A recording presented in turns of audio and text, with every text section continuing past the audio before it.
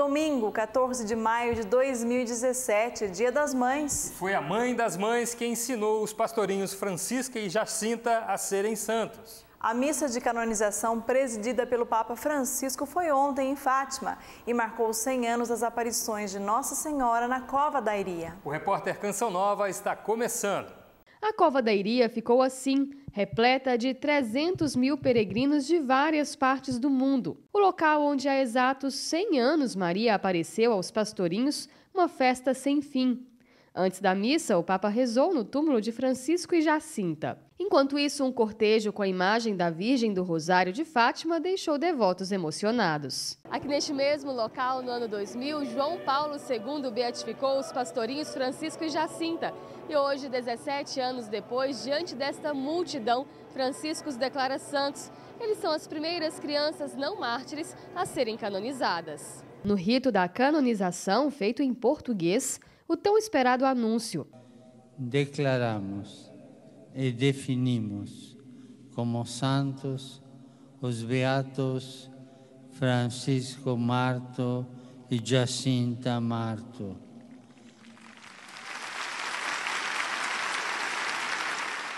Não tem explicação, é única para mim e para todos os portugueses e tenho a impressão que para todo o mundo. Acho que isto que é um acontecimento, não tem explicação. Já no início da homilia, o Papa lembrou, nós temos uma mãe. Temos mãe.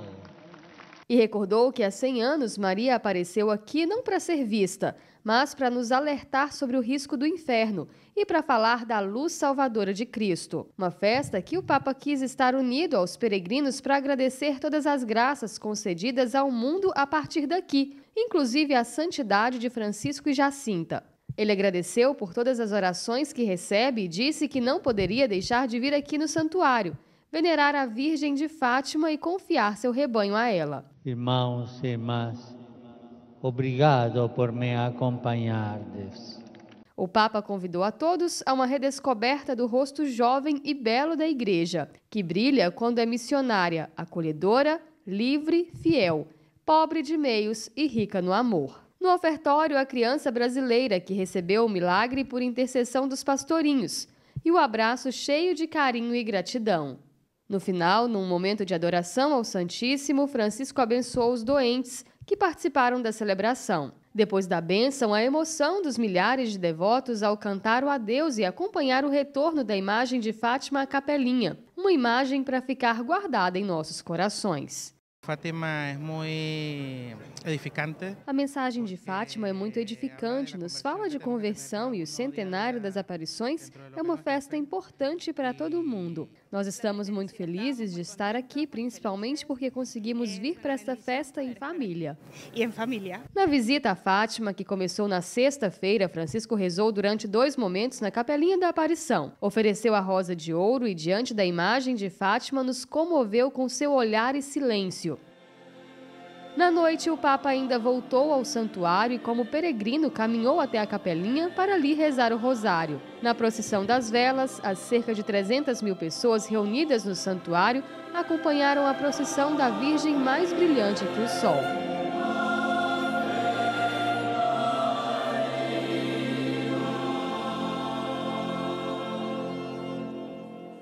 E tanta emoção assim merece mais destaque no repórter Canção Nova.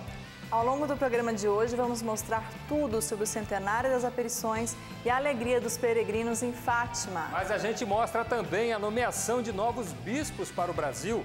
Na catequese dessa semana, o Papa Francisco diz que a Mãe da Esperança não deixa órfãos no mundo. E se você anda muito cansado no trabalho, pode ser falta de atividade física.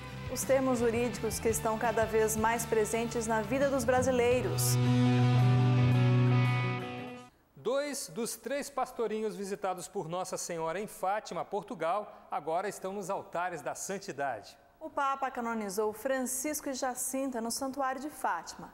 Mas quem são as 2 crianças que se tornaram santas na igreja? Veja na reportagem de Lísia Costa e Paulo Pereira.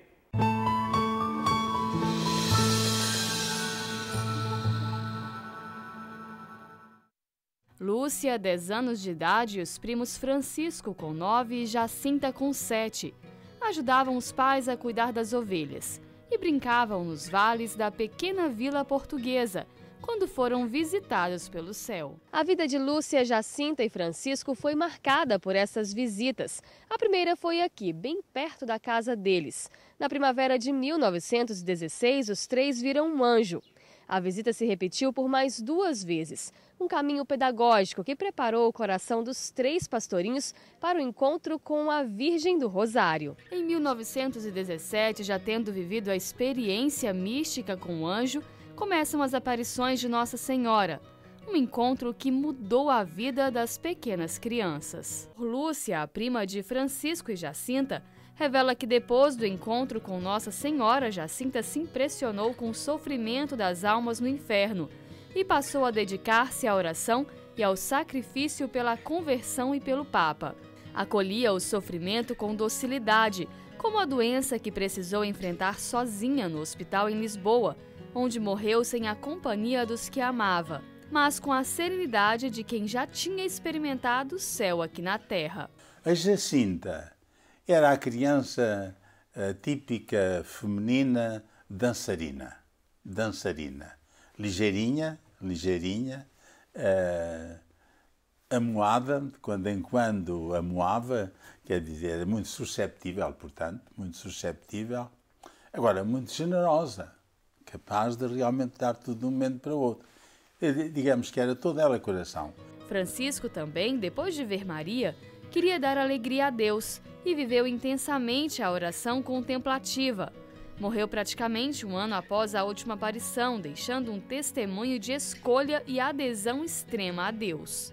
O Francisco não era nada de grandes brincadeiras. Gostava de tocar o pífaro, porque gostava de música, tentava conciliar muito bem a ação prática com a teoria e várias vezes ele chamou a atenção tanto da Jacinta como da Lúcia por algumas coisas que lhe parecia que não estavam bem. Não estavam conforme com aquilo que Nossa Senhora ou o anjo tinham pedido. Francisco morreu com 10 anos e Jacinta com 9. Uma vida breve, mas suficiente para que a igreja reconhecesse pela primeira vez na história as virtudes heróicas e a maturidade da fé de 2 crianças. Os pastorinhos serão as primeiras crianças não mártires a serem canonizadas. De Francisco e Jacinta, podemos afirmar, viveram com intensidade o que a Virgem Maria os pediu e mostraram que os ensinamentos da Mãe de Jesus nos levam a uma vida de santidade. Ao longo de todos esses anos, muito se falou da mensagem de Fátima. Muitas também foram as especulações sobre o segredo confiado por Maria aos 3 pastorinhos. Mas é preciso lembrar que essa mensagem de Nossa Senhora vai além do entendimento humano. Veja por quê na reportagem de nossos correspondentes em Fátima.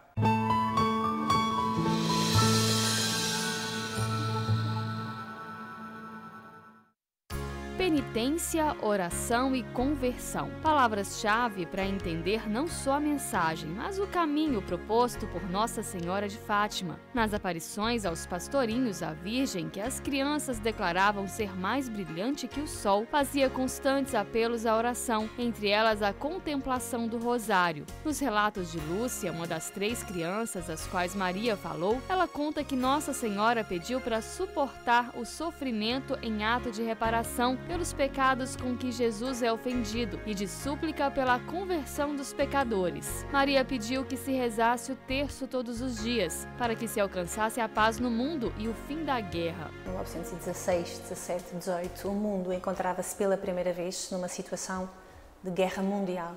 Estávamos na Primeira Guerra Mundial. Em todas as aparições de Nossa Senhora, que foram 6, em todas, Nossa Senhora diz: quero que rezem o terço todos os dias. Esta ligação do rosário com a paz é uma constante de Fátima.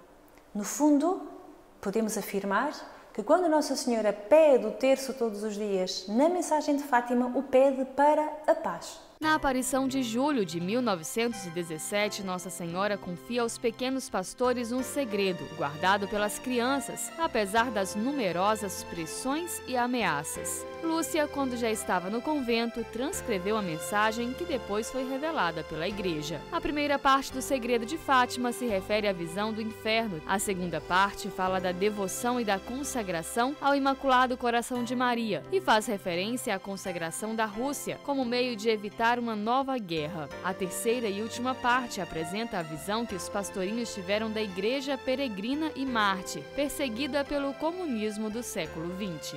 Bem aqui onde hoje está a famosa Capelinha de Fátima, aconteceram as aparições de Nossa Senhora. Como Jacinta e Francisco morreram logo após as aparições, coube a Lúcia ser a portadora da mensagem que ouvi aqui para todo o mundo. Detentora, portanto, da mensagem de Fátima e divulgadora da devoção ao Imaculado Coração de Maria, Lúcia deixou numerosos escritos, redigidos entre dezembro de 1935 e março de 1992, e um testemunho de vida entregue no escondimento da clausura, lugar onde pôde colocar em prática aquilo que Maria tanto pedia: oração, penitência e conversão. No próximo bloco, vamos falar das aparições de Fátima e dos peregrinos que 100 anos depois continuam a semear essa história de devoção no mundo. Também vamos falar do Papa Francisco, que na catequese dessa semana falou do amor materno de Nossa Senhora. A gente volta rapidinho.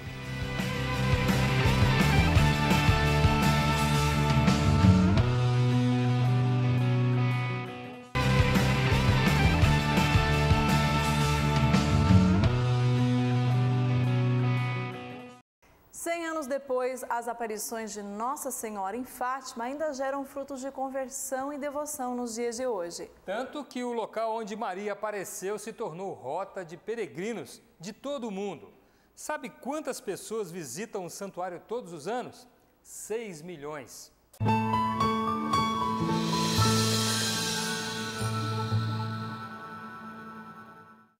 Altar do Mundo.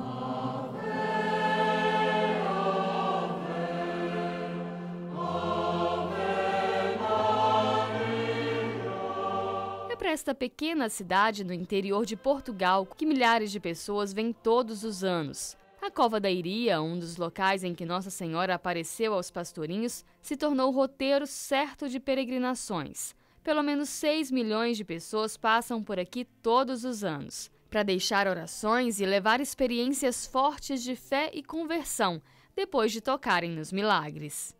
Dona Maria veio da Espanha para agradecer as graças já alcançadas e também para pedir. Já faz muito tempo que venho aqui no Santuário de Fátima. Desta vez vou fazer o caminho descalça, pois estou rezando pela cura do meu esposo. Este percurso é feito todos os dias por centenas de pessoas. São peregrinos de várias partes do mundo, de muitas culturas e de muitas línguas. Mas eles se unem aqui por uma só devoção: o amor à Virgem Maria, que apareceu neste local há 100 anos e que nos deixou uma mensagem que se tornou universal. A mensagem foi ouvida primeiro por 3 crianças, os pastorinhos. Mas logo após, com a notícia da aparição, outras pessoas também passaram a ir à Cova da Iria. No dia 13 de outubro de 1917, pelo menos 50 mil pessoas, a maioria portuguesas, estavam aqui e presenciaram o Milagre do Sol. Mas a mensagem saiu de Portugal e ganhou o mundo. Para este 13 de maio se espera cerca de 1 milhão de pessoas de pelo menos 90 nações. Este fenómeno das multidões de Fátima é o único no mundo, digamos, pela persistência, pela regularidade, pela repetição e pela qualidade espiritual. Eu creio que na realidade há aqui um motor divino. E por isso é esse motor que compete saber quanto tempo acha que vai ser bom continuar a trabalhar aqui. A mensagem de Fátima move o nosso povo. Gente de fé que encara a distância do Brasil a Portugal, que de joelhos pede curas, agradece milagres e mostram que não existem barreiras para o apelo feito por Nossa Senhora de Fátima à conversão. A mensagem de Fátima tem esta dimensão mística de dar a primazia de Deus no coração das pessoas e a dimensão profética de converter os corações e transformar o mundo e construir um mundo pacífico e fraterno. Localizada na região central de Portugal, Fátima recebe muitos grupos de peregrinos portugueses que vão a pé para o santuário. E durante os dias intensos de caminhada, uma forte experiência espiritual é vivida no trajeto, que esse ano foi feito por 50 mil pessoas. Estamos na região do Ribatejo, sul de Portugal. As terras banhadas pelo rio Tejo são férteis. E o cultivo de arroz por aqui vem do tempo do Marquês de Pombal, do século XVII. E nessa paisagem desponta um grupo de peregrinos, sinal de que a fertilidade dessa terra se manifesta também na fé. Fomos ao encontro do grupo, eles saíram a pé de uma cidade bem ao sul do país. Caminham cerca de 8 horas por dia. Eles já estão há quase 5 dias na estrada, mesmo assim o ritmo é esse, acelerado. Tudo isso porque tem um objetivo certo, chegar a Fátima. No meio do caminho surgem os refrigérios.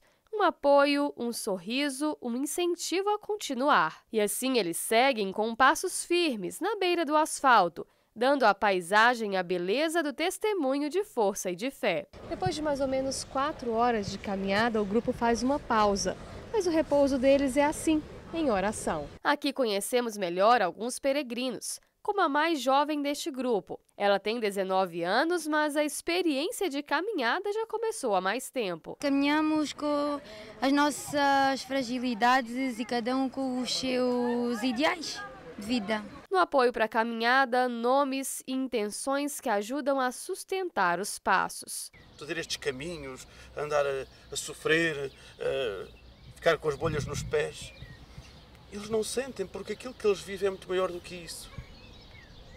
Quando nós paramos e estamos com um grupo de peregrinos, o que é que nós vemos? Alegria, festa, intimidade, a rezar o terço. As marcas da peregrinação eles carregam no corpo, mas as que vão ficar mesmo, essas estão no coração. Nós precisávamos de facto de um grande apoio emocional e físico também. E nós aqui encontramos um grupo extraordinário que já faz isto há alguns anos, que tem muita experiência e aparecem no momento certo. E tem quem se dedica a guiar o grupo e ajudar a fazer o caminho de fé. E este ano estamos a fazer uma corrente, portanto, permanente, estarmos sempre a rezar o terço durante a caminhada. Sentimos a presença de Jesus no outro que está a sofrer, sentimos a presença de Jesus naquele que vai a chorar, sentimos a presença de Jesus naquele que vai a cantar, sentimos a presença de Jesus naquele abraço, nesta amizade pura que só com Jesus é que é possível. Mais algumas horas de caminhada e eles chegam ao ponto de apoio. A estrutura é simples, mas se torna um oásis para quem passou o dia na estrada. Aqui o alívio chega de diversas formas. Os nossos anjos, depois de uma caminhada longa, não há dúvida nenhuma que só podem ser eles. A atenção à saúde é feita por voluntários da Ordem de Malta. Há 9 anos, esse percurso ganhou o apoio do grupo. Em várias partes do país, postos como estes garantem aos peregrinos as condições para seguir o caminho. É muito, muito gratificante. Eu acho que eles agradecem-nos, mas nós é que temos que lhes agradecer a eles, porque na realidade eles é que nos deixam o coração muito, muito cheio. Jantar servido, pés tratados. Hora de dar repouso ao corpo. Uma noite de descanso para quem ainda tem uns bons quilômetros pela frente. Agora vamos falar do Papa Francisco, que tornou o último domingo inesquecível para 10 novos padres ordenados por ele. A celebração aconteceu na Basílica São Pedro. Na homilia, Francisco pediu que os novos padres vivam a simplicidade e o serviço. Per favore, non siate signori. Por favor, não sejam senhores, não sejam clérigos de Estado, mas sejam pastores. Pastores do povo de Deus, e orientou como devem ser as homilias. Não fate homilie intelectuali. Não façam homilias intelectuais demais, elaboradas. Falem simples, falem ao coração. O Papa pediu que os padres não coloquem nas costas dos fiéis fardos que nem eles conseguem carregar, mas que a vida deles seja alegre e sustento para os fiéis. Palavra sem exemplo de vida não serve. É melhor voltar atrás. A vida dupla é uma doença feia na igreja, afirmou. Dos 10 novos sacerdotes ordenados pelo Papa, 7 são italianos. Os outros 3 são do México, Peru, Azerbaijão. A celebração do 4º domingo da Páscoa é dedicada a Cristo, o Bom Pastor, ocasião em que a igreja celebra o Dia Mundial de Oração pelas Vocações.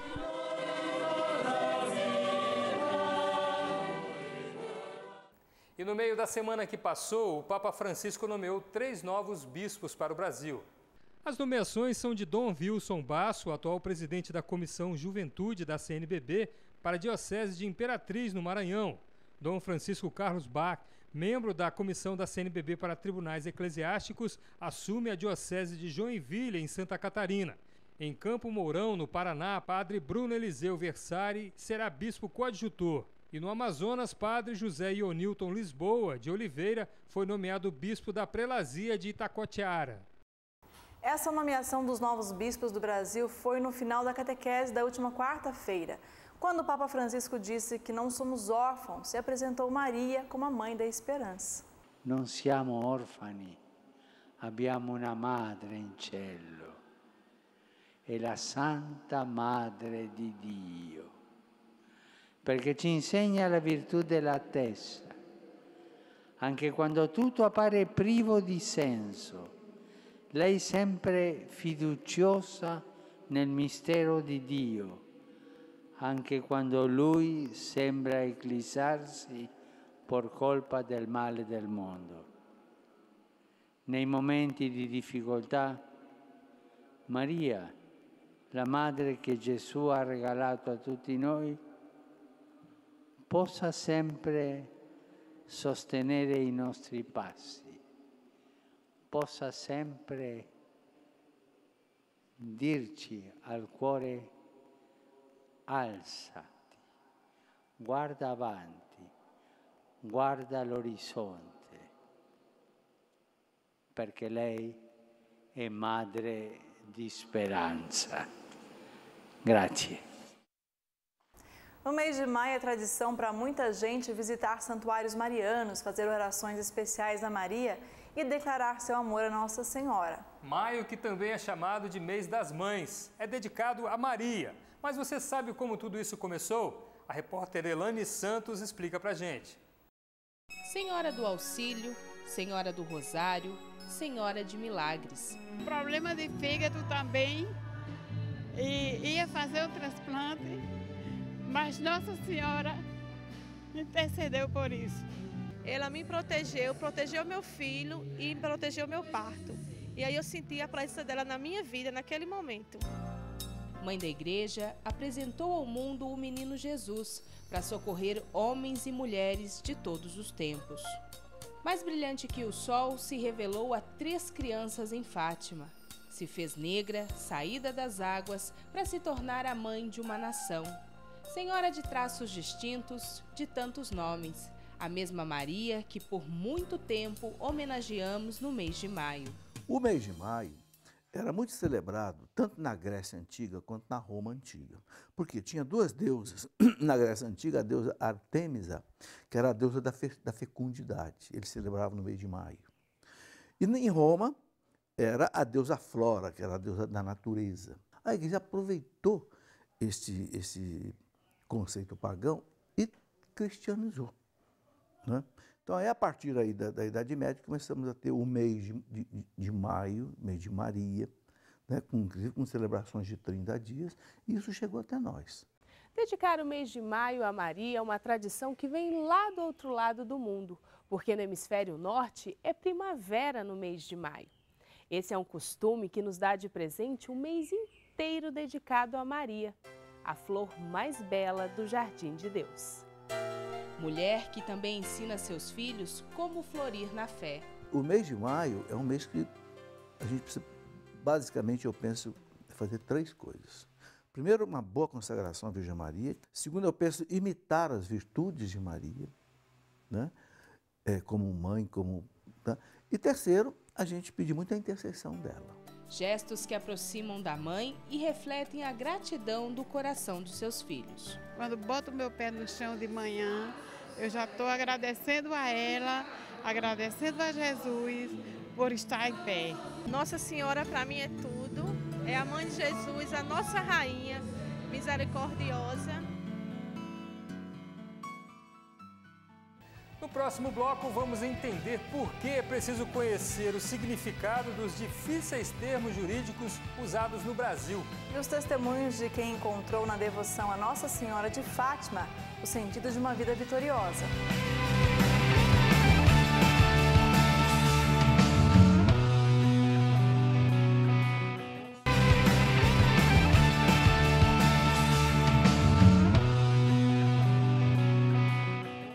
Agora vamos falar de alguns termos jurídicos que estão cada vez mais presentes entre os brasileiros. Também pudera, né? Tantos escândalos envolvendo o alto escalão da política e da economia do Brasil trouxeram para o nosso cotidiano termos e palavras estranhas para muita gente. Mas entender essas palavras pode ajudar a compreender o rumo do nosso país. Veja por que na reportagem de Flávia Pereira e Ederaldo Paulini. Não é raro encontrar quem não entenda tudo o que escuta quando o assunto é política ou o que acontece nos tribunais. Palavras rebuscadas que fogem do dia a dia do cidadão comum e que geram curiosidade. Então, vamos a alguns termos. O primeiro e mais comentado essa semana, até por conta da expectativa do depoimento do ex-presidente Lula, citado muitas vezes nas chamadas delações premiadas. O indivíduo, ele presta informações úteis ao processo, não é? E o juiz, em função dessas informações, analisando essas informações, se forem úteis para o esclarecimento do processo e levar à punição dos culpados, ele pode reduzir a pena. A delação também pode ser feita por uma empresa ou representante dela, caso da Odebrecht. Aí ela ganha o nome de acordo de leniência. Com isso, uma empresa que dedurar e apresentar provas de atos ilícitos pode ter multas milionárias suavizadas e até manter o direito de assinar novos contratos públicos. Então, logo se vê que é o dedo duro premiado, digamos assim. Mas tais expressões não param por aí. Você, com certeza, em outro período, já ouviu falar sobre as pedaladas fiscais.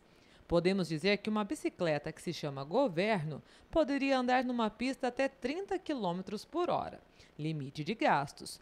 Mas ultrapassou esse limite, pedalou demais e, pior, escondeu esse delito, ou seja, foi contra a lei. Esse foi o motivo do pedido de impeachment da ex-presidente Dilma Rousseff. Mas quem aí nunca ouviu falar o termo foro privilegiado? Algo que a ex-presidente e vários indiciados na Operação Lava Jato possuem. Você, eu, qualquer um de nós que for processado na área penal, criminal, ou será perante o juiz da causa, ou seja, o competente para analisar aquele crime. Agora, no foro privilegiado, se criou uma casta de intocáveis, que vai desde presidente da República, governadores, prefeitos, senadores, deputados. Eles só podem ser julgados por eles. Isso, traduzindo, implica num processo muito mais demorado, onde a justiça tarda e geralmente, infelizmente, falha. E se a expectativa foi o depoimento do ex-presidente, em outro momento ele já foi interrogado, mas por condução coercitiva. É justamente uma pessoa que foi chamada pela autoridade policial ou judicial a comparecer a um ato, não compareceu, ou não compareceu e também quis justificar, mas a justificativa não convenceu a autoridade, não colou e está sendo conduzido coercitivamente. Os termos das leis que passam pelos jornais e que vão parar nas rodas de conversa, ou seja, na boca de um povo, que nem sempre entendem os significados desses termos. Um conhecimento que faz diferença não só na hora de conversar, mas principalmente no maior poder de um povo, o voto. Eu acho que esse poder que o povo tem de votar, ano que vem nós vamos ver isso aí acontecer nas urnas. Você já se sentiu cansado no trabalho? Sabia que essa fadiga pode ser consequência da falta de movimento do corpo durante o expediente? Além dos benefícios à saúde, o exercício garante melhor desempenho profissional. 8 horas por dia em uma posição nada cômoda. Essa é a rotina de boa parte dos brasileiros. Pode ser sentado ou em pé. Os movimentos repetitivos e a falta de postura geram um cansaço enorme. Com o tempo, o corpo vai sentindo musculatura encurtada e dores em longo período do dia. Para evitar esses problemas, é que as empresas estão investindo em atividades diferentes dentro do horário de trabalho.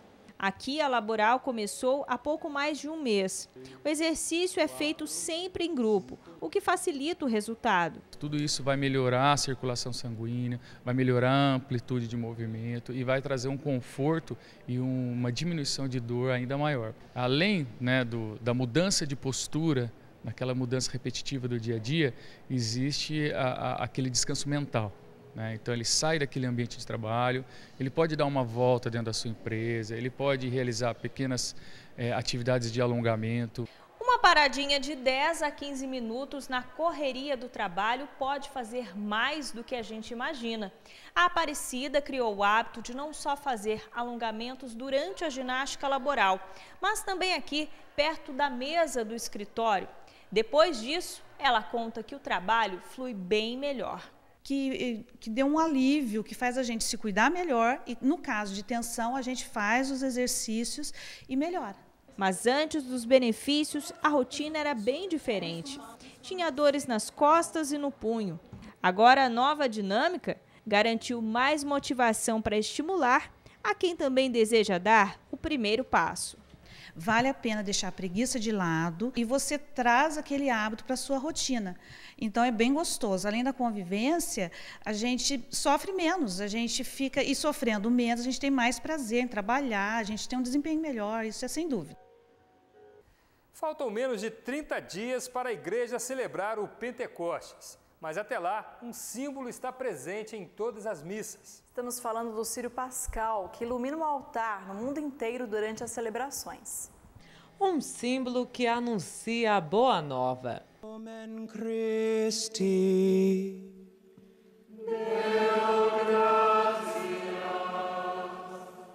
Na simplicidade da cera, detalhes da maior demonstração de amor pela humanidade. Com certeza, o Cristo ressuscitado é representado através do círio. No Antigo Testamento, quando Moisés conduziu o povo de Deus pelo deserto, à noite eles eram conduzidos por um facho de luz. Então é símbolo também do Cristo, do ressuscitado, e depois Jesus mesmo se disse no Evangelho de João: eu sou a luz do mundo. Antes de entrar na igreja, ainda no escuro, em alusão às trevas do pecado e da morte, o círio é preparado com uma inscrição em forma de cruz, justamente para lembrar a entrega de Cristo. Logo após, são fixadas as letras A de alfa, que significa início, em latim, e a letra O de ômega, o fim. O círio traz em si também o ano vigente. O ano significa que Jesus é o mesmo ontem, hoje, sempre e por toda a eternidade. Nesse espaço de 5 a 10 centímetros de diâmetro, há lugar ainda para as lembranças mais dolorosas da paixão, os cravos. Os mesmos que cravaram as mãos, os pés, a fronte e o peito de Jesus. Essas 5 chagas significam esse amor dele, a sua entrega, a sua doação ao povo de Deus, à humanidade. Eis a luz de Cristo. 3 vezes essa verdade é anunciada, e as luzes vão sendo acesas a partir do círio, luz que guia. Durante 50 dias, desde a festa da Páscoa até o Pentecostes, o círio é aceso em todas as missas, como um sinal de esperança, de que os filhos de Deus não estão sós. Mas até quando ele não está aceso, é possível perceber o desgaste da cera. Uma bela lembrança de um Deus que se gastou por amor e pela salvação da humanidade. Que ilumina, que dissipa as trevas, que nos salva, que nos liberta, que ilumina a nossa caminhada. Após a festa de Pentecostes, ele sai do lado da palavra e segue ao lado da pia batismal. É do círio que são acesas as luzes das velas dos novos cristãos no batizado. Então a luz que ele recebeu vem da luz de Cristo. Ele é a luz por excelência e nele nós somos iluminados ou somos batizados. Então nós podemos ter sim esse momento de oração diante do círio. Na Terra Santa, milhares de cristãos se reuniram em Haifa para participar da tradicional procissão da Virgem até o Monte Carmelo. E ao chegarem ao topo do monte, os cristãos rezaram pela paz. Com muita devoção e fé, milhares de cristãos da Terra Santa se reuniram em Haifa para a tradicional procissão da subida da Virgem ao Monte Carmelo. Um encontro que atraiu cristãos de vários ritos e gerações vindos de muitas cidades da Terra Santa e que também contou com a presença de alguns bispos e muitos sacerdotes e religiosos. Desde que somos pequenos, somos habituados, no segundo ou terceiro domingo depois da Páscoa, a participar dessa procissão. A origem desta manifestação religiosa se deu em 1919, logo após o fim da Primeira Guerra Mundial. Haifa estava exposta aos bombardeamentos porque era o único porto importante nesta região do Oriente Médio. Graças a Deus, nada aconteceu durante a guerra. Para agradecer a Nossa Senhora e, sobretudo, ao Senhor, trouxeram a imagem da Nossa Senhora de onde tinha sido escondida numa igreja na cidade até aqui, no seu lugar original. Em reconhecimento à graça recebida, quiseram celebrar a cada ano a subida da Virgem e dos fiéis ao Monte Carmelo. A caminhada de quase 3 horas foi animada pela percussão dos escoteiros e pela oração do Rosário e hinos marianos. Para os cristãos, a procissão é muito importante. É um orgulho retornar a Virgem à sua igreja em cada ano. É um orgulho de ser cristãos, de poder exprimir o nosso amor a Nossa Senhora e a Jesus.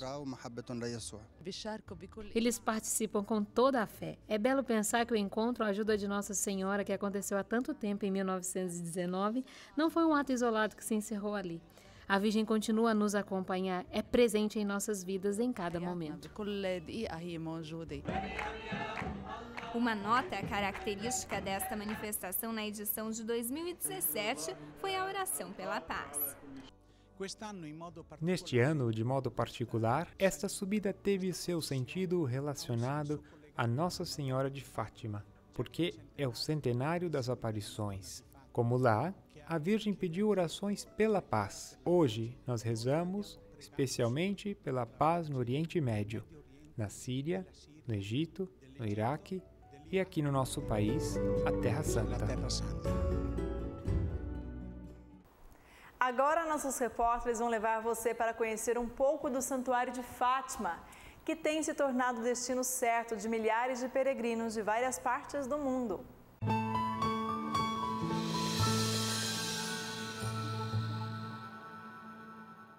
Nossa peregrinação começa pelos Valinhos. O local conserva até hoje um pouco da estrutura física e da paisagem do tempo dos pastorinhos. Por aqui os irmãos Jacinta e Francisco e a prima Lúcia brincavam, mas também por aqui viveram a experiência mística do encontro com o anjo. No local, a imagem nos recorda esse momento. Quem vem aos Valinhos já logo no início do percurso é introduzido no caminho espiritual. Muito mais do que conhecer a casa dos pastorinhos, andar por aqui é tocar nas experiências de oração e penitência tão bem vividas pelas crianças. E por isso o caminho pode ser feito assim, rezando a Via Sacra.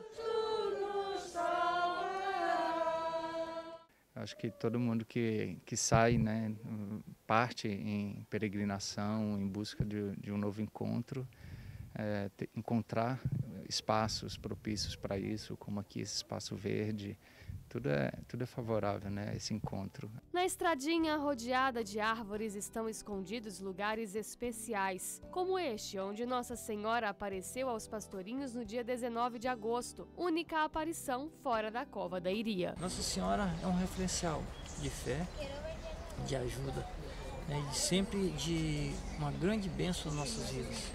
Saber que Deus a construiu essa intercessora. Chegamos à casa de Jacinta e Francisco. Essa parede ficou famosa pela foto dos dois irmãos e da prima Lúcia.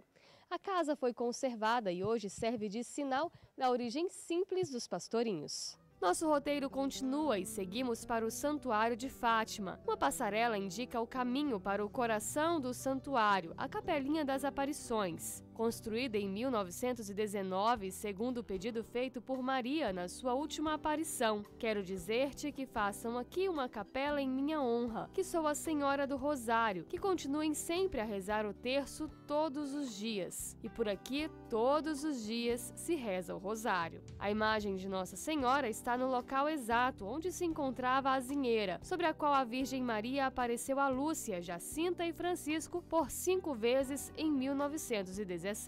Outro local de peregrinação é a Basílica de Nossa Senhora do Rosário. Lá estão os corpos dos 3 pastorinhos. E entre as últimas construções está a Basílica da Santíssima Trindade, quarto maior templo do mundo em capacidade. O complexo conta também com capelas de confissão, além das capelas às velas. Um percurso que leva cada peregrino a não só conhecer o santuário, mas a viver os pedidos feitos por Maria ao aparecer por aqui. A mensagem de Fátima ganhou o mundo. Mas isso aconteceu também porque os portugueses foram os primeiros a acreditar e a viver o que a Virgem Maria pediu. Na reportagem que vamos mostrar agora, você vai conhecer testemunhos de pessoas que tiveram a vida marcada por Fátima. Os peregrinos não param de chegar, trazem na bagagem um amor muito grande à Virgem do Rosário de Fátima. Velas acesas com pedidos e agradecimentos não faltam, graças alcançadas por intercessão de Nossa Senhora. Por toda parte nós encontramos muitas histórias de fé e hoje nós viemos a uma cidadezinha perto de Lisboa para conhecer um pouco do testemunho de fé e devoção do técnico da seleção portuguesa de futebol. No ano passado, eles ganharam o título da Eurocopa e na carta de agradecimento de Fernando dos Santos, estava lá seus melhores amigos, Jesus e Maria. A devoção à Nossa Senhora marca a sua vida. Fátima, para mim, é um local de eleição para a oração. Eu gosto muito do silêncio de Fátima, do santuário de Fátima, porque a mim faz-me sentir muito o silêncio de Maria também e tudo aquilo que Maria, a Mãe de Deus, representa para nós e para a Igreja Católica. O seu testemunho de fé ele leva para todas as partes. E isso não cabe se é novo, se é velho, se não tem idade, não tem estado civil, não tem profissão. Uma das coisas que é obrigatória é participar na Eucaristia, no mínimo dominicalmente, que é isso que eu faço, sempre que posso faço diariamente. Porque a fé tem que ser alimentada, porque senão está sujeito a morrer, é como ao corpo, não é? Se a gente não comer ou não beber, estamos sujeitos, vamos mais depressa, não é? E não é isso que Ele quer de nós. E depois também, na relação com os outros, na relação com o próximo, naquele que está ao nosso lado, seja amigo ou não amigo, isso não é importante, é a relação com os outros. Obviamente que depois há uma força que, não sei se a expressão será assim, mas que vence a Deus, que é a oração, não é? Em outra parte do país, conhecemos uma jovem médica. Sua devoção à Nossa Senhora de Fátima começou cedo e com serviço. Ao atender peregrinos que fazem o trajeto a pé, ela experimenta a força dessa presença de Maria. O que talvez mais me tenha marcado foi um senhor que costuma ir sempre a pé. E vai do Alentejo sempre a pé, com os pés descalços, sem nada. E eu lembro-me que nos postos do Sul fiz os tratamentos, tratei, e na esquina ele arrancou tudo o que eu tinha feito e continuou. Eu pensei, pronto, esta foi a minha missão de tratar, mas ele quer continuar sem nada e vamos continuar. Uma história que se constrói com o testemunho de cada dia. As pessoas chegam, contam um bocadinho, sentam-se nos nossos tratamentos, não é? Não só vermos a parte física, mas também a parte espiritual, conta-nos o porquê da peregrinação, se foi promessa, se não foi promessa, e depois vamos criando um vínculo, uma relação com elas muito interessante. Eles vão andar amanhã, portanto tem que tratar e tem que dar condições para eles poderem continuar a sua caminhada. Histórias como a de Ana, que tinha dificuldades para engravidar. Numa peregrinação, pediu a intercessão da Virgem de Fátima e hoje só quer agradecer. Nossa Senhora ouviu as minhas preces e é por isso que agradeço todos os dias. Acho que o que manda é o que vem cá dentro.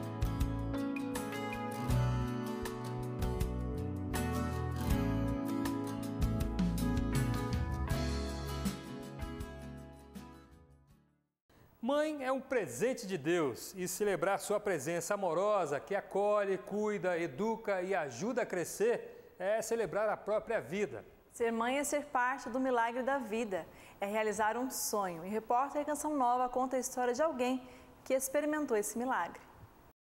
No meio de tanta gente, existem pessoas exercendo um trabalho de muita responsabilidade e que exige energia e mobilidade. Os requisitos para preencher essa vaga são: disponibilidade 24 horas por dia, sem um tempo certo para intervalo ou almoço.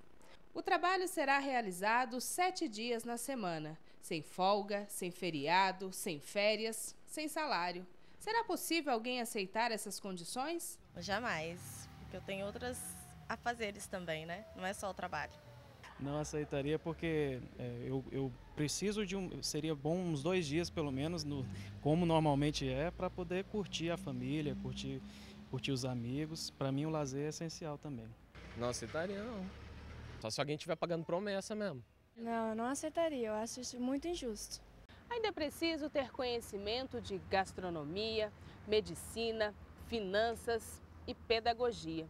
Neste momento, milhões de pessoas no mundo exercem essa profissão com maestria. Essas pessoas capazes de preencher todos esses requisitos são conhecidas pelo nome de mãe. O trabalho, a gente não pode até cansar o físico, mas o espiritual está sempre alegre, né? O sonho de ser mãe esbarrou no diagnóstico após 4 abortos. Eu fui diagnosticada uma doença policística renal crônica. Eu e meu esposo juntos jamais poderíamos ter um filho, né? Maria realizou a maternidade quando o filho do coração chegou, depois de 10 anos de espera. Deus me presenteou com Mateus. Mateus foi uma alegria tão grande que era impossível também Mateus vir para mim. Era muito distante. E Deus me botou no lugar certo, na hora certa. E Mateus veio para mim da maternidade, direto da maternidade. E eu fiquei realizada assim como mãe, como esposa. Se a ciência não explica, a resposta é o milagre. Os filhos biológicos vieram depois da adoção. Um a um, eles foram chegando. Hoje são 4 filhos. Eu louvo a Deus hoje por ter meus filhos para cuidar, para lavar, para passar, para cozinhar, para cuidar, para escutar, aconselhar, né? Então, para mim isso é muito gratificante, né? Eu trocaria tudo por ser mãe. A espera, a dor, o trabalho ficam pequenos diante da imensidão do laço que une mãe e filhos. Amor que transborda a cada gesto, por menor que seja. Para a mãe que sabe ser mãe, você é a mulher mais bonita que existe. Você sempre faz de tudo para alegrar eu e meus irmãos.